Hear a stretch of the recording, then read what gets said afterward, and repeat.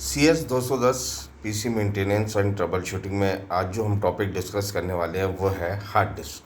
Hard disk क्या होती है, किस तरह वर्किंग करती है, इसके टाइप्स क्या क्या होते हैं, ठीक है, और हार्ड डिस्क कंट्रोलर क्या होता है, ये सब टॉपिक आज हम डिस्कस करेंगे।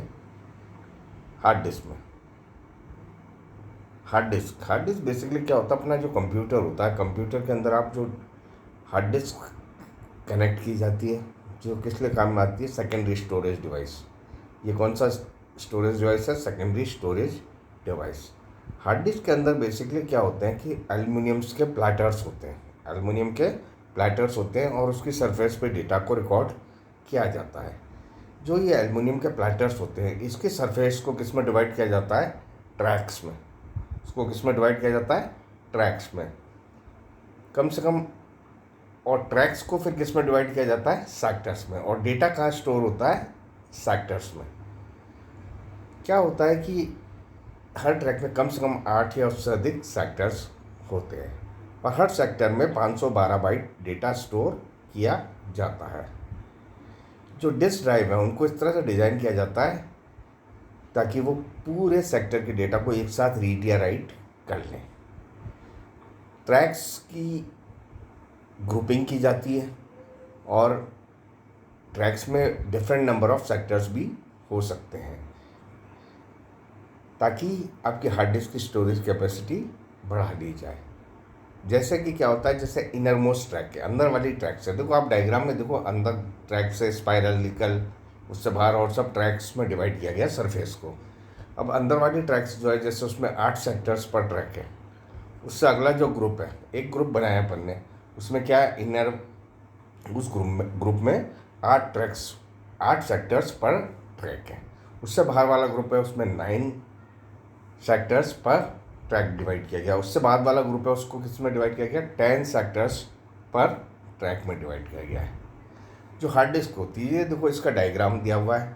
इसमें क्या होता है कि देखो, इस 4 प्लेटर्स हैं, 4 एल्युमिनियम की प्लेट्स हैं।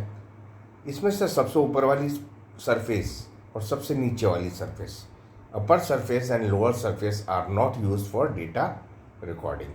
ये सब के सब जो चारों प्लेटर्स हैं, एक सेंट्रल शाफ्ट में अटैच कर दिए जाते हैं। अब आप देखो, इसमें 4 प्लेटर हैं तो टोटल सरफेसेस कितनी हो गई? 8। 8 में से सबसे ऊपर वाली सरफेस और सबसे नीचे वाली सरफेस को डेटा रिकॉर्डिंग के लिए काम में नहीं लिया जाता। तो कितनी सरफेस को डेटा रिकॉर्डिंग के लिए काम में लिया जाता है? 6। कितने को लिया जाता है? 6। और हर सरफेस के लिए सेपरेट रीड राइट हेड होता है। हर सरफेस के लिए क्या होता है? डिफरेंट रीड राइट हेड होता है। जो अपनी देखो, सबसे ऊपर वाली सरफेस को काम नहीं लिया, उससे बाद वाली जो उसके नीचे वाली सरफेस है, सरफेस 0 नाम देंगे। इसी तरह नाम देते जाएंगे और सबसे लास्ट वाली जो प्लेटर है, उसके नीचे वाली सरफेस को अपन रिकॉर्डिंग के लिए काम में नहीं लिया जाता है। अब आप देखो, जो एक करस्पॉन्डिंग ट्रैक्स होते हैं, वो सब मिलके क्या बनाते हैं? एक सिलेंडर। डायग्राम में दिया हुआ है, सिलेंडर बनता है कि इसका 5वां ट्रैक, 5वां, जैसे इसका 5वां ट्रैक, इसका 5वां ट्रैक, तीसरे ब्लटर का 5वां और चौथे ब्लटर का 5वां ट्रैक, ये मिलके क्या बनाते हैं? एक सिलेंडर बनाते हैं, ठीक है। अब इसमें जो डिस्क का एड्रेस होता है, वो क्या बताता है कि physical location of the record on the disk. Physical location record की डिस्क पे कहाँ है। इसमें क्या क्या चीज़ होती है? एक तो होता है सेक्टर का नंबर, कौन से सेक्टर पे स्थित है, ट्रैक का नंबर, कौन सी ट्रैक पे स्थित है, और सरफेस नंबर, कौन सी सरफेस पे आपका डेटा है। सरफेस नंबर तभी काम में आएगा जब अपन डबल साइडेड डिस्क लेंगे। मतलब डबल साइडेड डिस्क मतलब जिसकी दोनों सरफेस रिकॉर्डिंग के लिए काम में लेते हैं। अगर अपन एक ही साइड पे डेटा को रिकॉर्ड करते हैं तो वो क्या कहलाती है? सिंगल साइडेड डिस्क, ठीक है। ये जो स्कीम है, इसको क्या बोला जाता है? सिलेंडर हेड सेक्टर एड्रेसिंग, ठीक है। अब आप अपन ने डायग्राम में देखो, बिल्कुल क्लियर है कि नंबर ऑफ प्लेटर्स कितने हैं? 4। और रिकॉर्ड यूजेबल सरफेस जो रिकॉर्डिंग के लिए काम में ली जा सकती है वो कितनी है? 6। क्योंकि सबसे ऊपर वाली और सबसे नीचे वाली सरफेस को अपन रिकॉर्डिंग के लिए काम में नहीं लेते हैं। अब जो सेट ऑफ करस्पॉन्डिंग ट्रैक्स होते हैं 6 सरफेसेस पे, वो मिलके क्या फॉर्म करते हैं? सिलेंडर। अब स्टोरेज कैपेसिटी डिस्क की क्या होगी, नंबर ऑफ रिकॉर्डिंग सरफेसेस, जैसे अपने एग्जांपल में क्या 6 इंटू नंबर ऑफ ट्रैक्स पर सरफेस, हर सरफेस को कितने ट्रैक में डिवाइड किया गया है, ठीक है। जैसे मान लो 600 ट्रैक में डिवाइड किया गया, ठीक है। एंड नंबर ऑफ सेक्टर्स पर ट्रैक, हर ट्रैक में कितने सेक्टर्स हैं, हर मान लो 8 में बटा गया, मल्टीप्लाइड बाय 8, कि हर ट्रैक को 8 सेक्टर में डिवाइड किया है। और नंबर ऑफ बाइट्स पर सेक्टर, हर सेक्टर में कितना बाइट स्टोर होते हैं, मान लो कितना है 512, ठीक है। और ये मैंने आपको पहले ही बता दिया कि एक सेपरेट रीड राइट हेड होता है हर रिकॉर्डिंग सरफेस के लिए, डायग्राम में भी दिखाया हुआ है, ठीक है। ये पूरी क्या कहलाती है, डिस्क असेंबली, ठीक है। अब डिस्क को एक्सेस करने में जो टाइम लगता है वो क्या कहलाता है, disk access time is the interval between the instant a computer makes a request for transfer of data from disk system to the primary storage and the instant this operation is completed।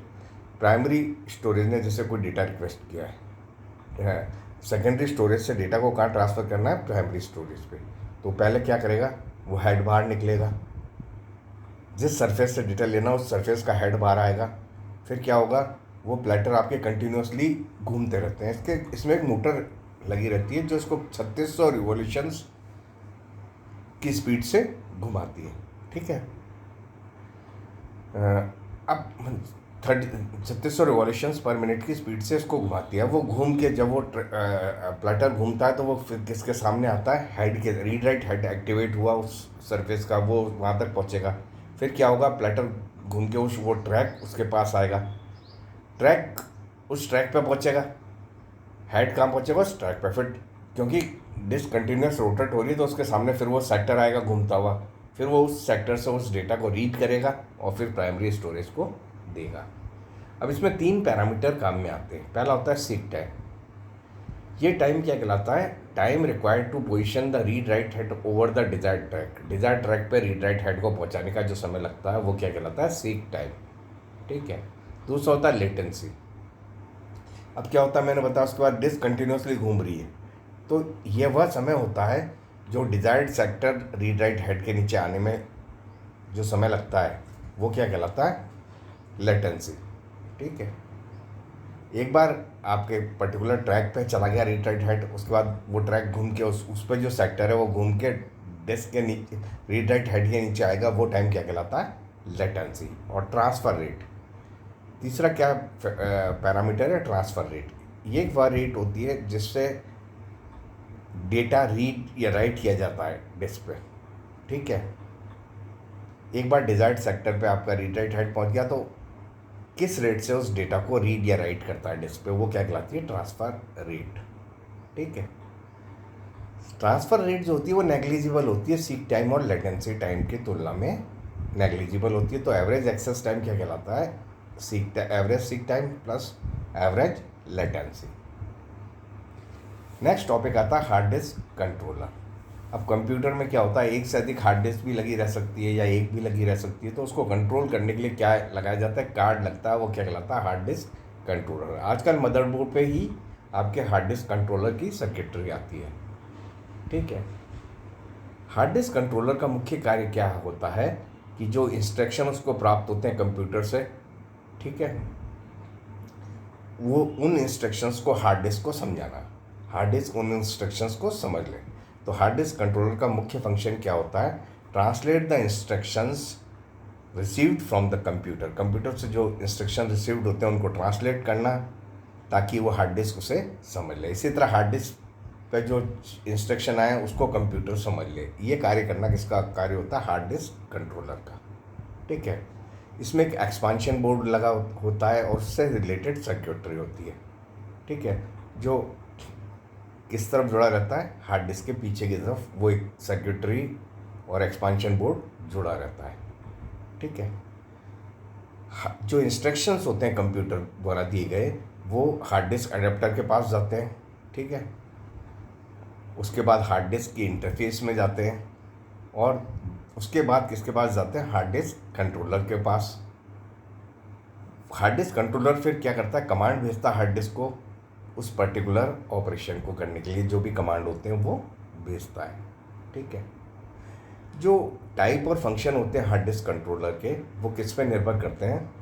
Type of interface, computer द्वारा कौन सी interface काम में ली जा रही है। Hard disk को access करने के लिए कंप्यूटर द्वारा कौन सी इंटरफेस काम में ली जा रही है उस पर निर्भर करते हैं। जैसे आईडी हार्ड डिस्क होती है, उसके लिए कौन सी इंटरफेस काम में आती है? ID interface.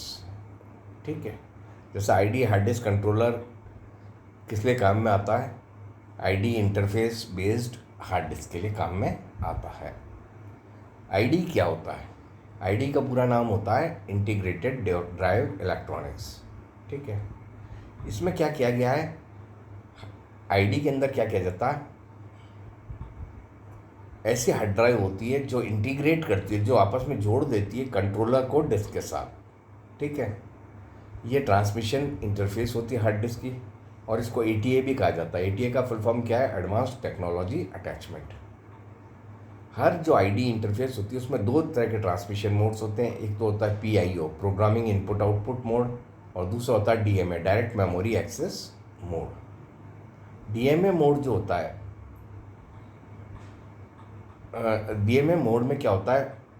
सिस्टम रिसोर्सेज का कंजम्पशन स्मॉल होता है, लेकिन इसमें क्या आवश्यकता रहती है? एडिशनल ड्राइवर्स और सेटिंग्स की आवश्यकता रहती है, तो इसकी डिग्री ऑफ एक्सेप्टेंस क्या होती है? कम होती है।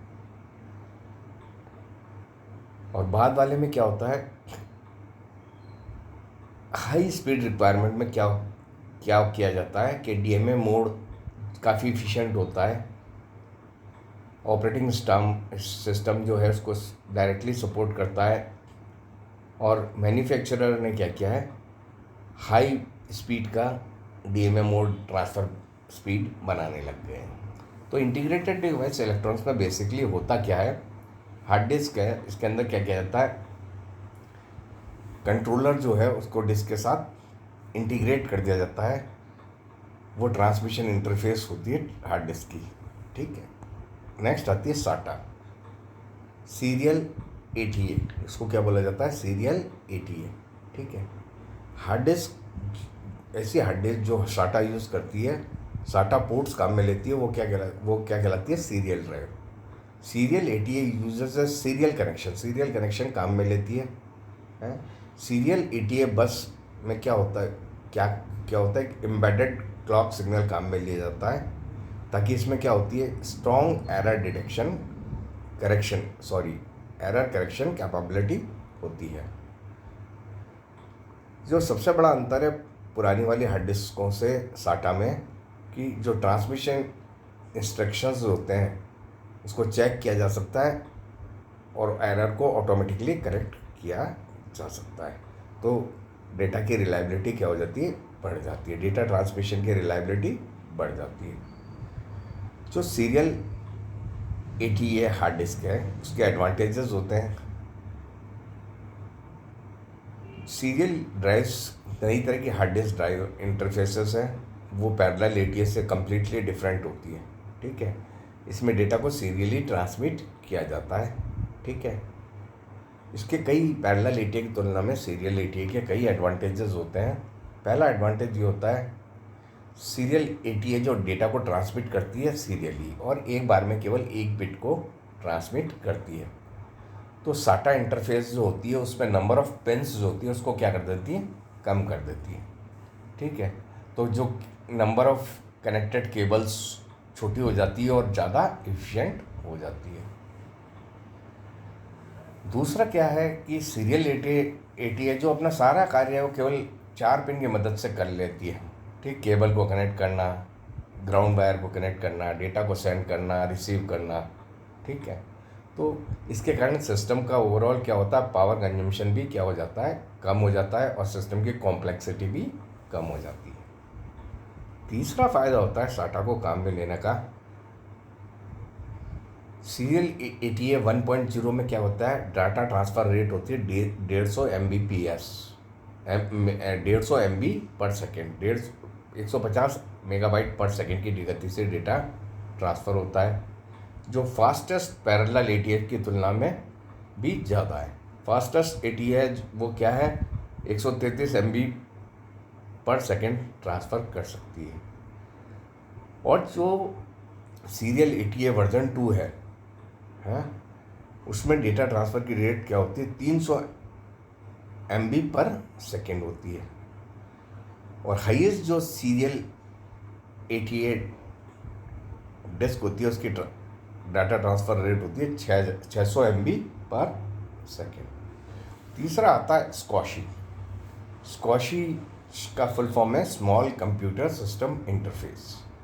ये कम्प्लीटली डिफरेंट इंटरफेस है ID की तुलना में, ठीक है। ID इंटरफेस क्या होती है, स्टैंडर्ड इंटरफेस होती है ऑर्डिनरी PCs के लिए। और स्क्वाशी है, इसको स्पेसिफिकली डिज़ाइन नहीं किया गया है हार्ड डिस्क ड्राइव के लिए। ये एक तरह की क्या है, high speed data transmission technology है। वो स्मॉल साइज मशीन में काम में ली जाती है।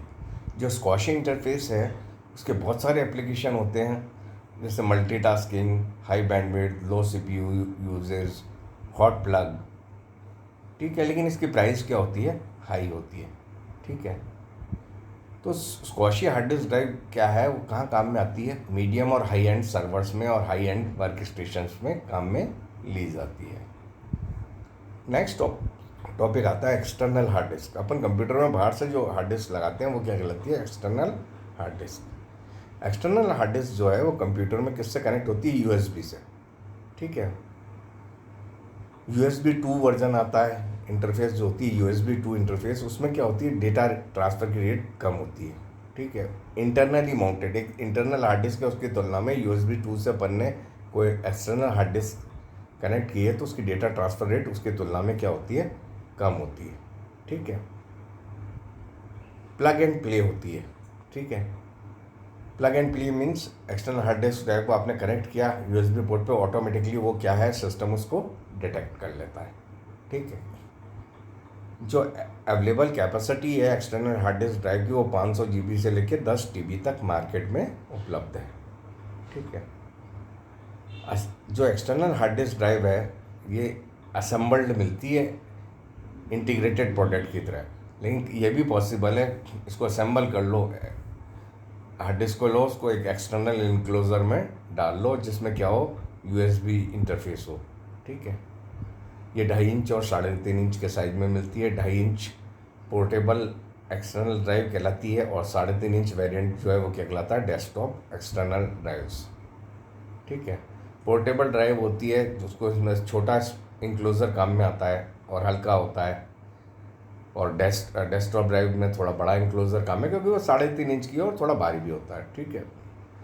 और जो क्या होता है, पोर्टेबल ड्राइव जो होती है, जो 2.5 इंच वाली जो होती है आपकी हार्ड डिस्क एक्सटर्नल, वो क्या करती है, USB कनेक्शन से जो पावर आती है उसी से अपना काम कर लेती है। लेकिन डेस्कटॉप ड्राइव जो है उसके लिए एक्सटर्नल पावर ब्रिक्स चाहिए रहता है, एक्सटर्नल पावर सोर्स चाहिए रहता है, ठीक है।